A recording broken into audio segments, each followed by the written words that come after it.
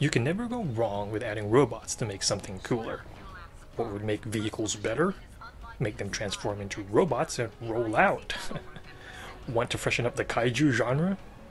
Add robots. I'm sure Guillermo del Toro would agree.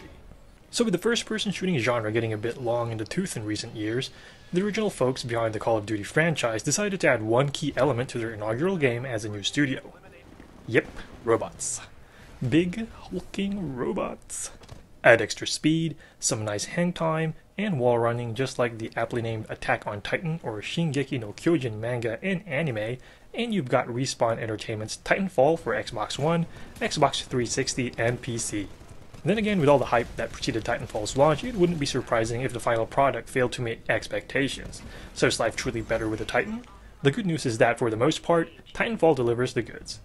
The shooting itself is quite solid, no surprise really given the studio staff's pedigree with first-person shooters, but it's the things added on top of the shooting that gives Titanfall that extra oomph.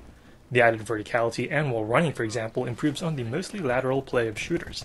Having robots, meanwhile, mixes up the gameplay a bit while adding a larger sense of scale. Titanfall is also one of the most accessible shooters I've seen in quite some time.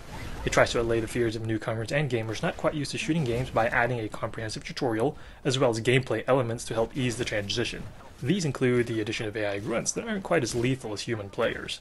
Tools like the Smart Pistol also help with aim, particularly against AI, but are still balanced enough to prevent abuse against human players. Good players will still dominate, especially against other humans, but there are enough AI grunts around to make the average or less than average Joe feel like they're contributing to the cause. Purists might decry this, but for those interested in bringing more people into the fold and expanding the player base, this is actually a good idea. There's also enough to do in terms of various game modes and challenges, as well as various soldier and Titan types and loadouts to keep players busy. Fine-tuning your Titan for various playstyles is especially fun. Still, as someone who likes to play through the stories of games such as the Gears of War series, one big downside with Titanfall is its lack of a traditional campaign or offline mode. Instead, the campaign is squeezed into the multiplayer mode, which lets you play as one of two factions. For folks who primarily play shooters for the online multiplayer, it isn't a big deal. For folks who like their shooters to come with a meaty story, however, the lack of a dedicated campaign will be disappointing. Limiting the game to the Xbox family and PC also means that a large number of shooter fans on the PlayStation ecosystem will be left out. Still, the game is a polished shooter that serves as a welcome addition to the genre thanks to the extra wrinkles it throws into the first-person shooter formula, or the fact that its design is conducive to both newcomers as well as skilled players.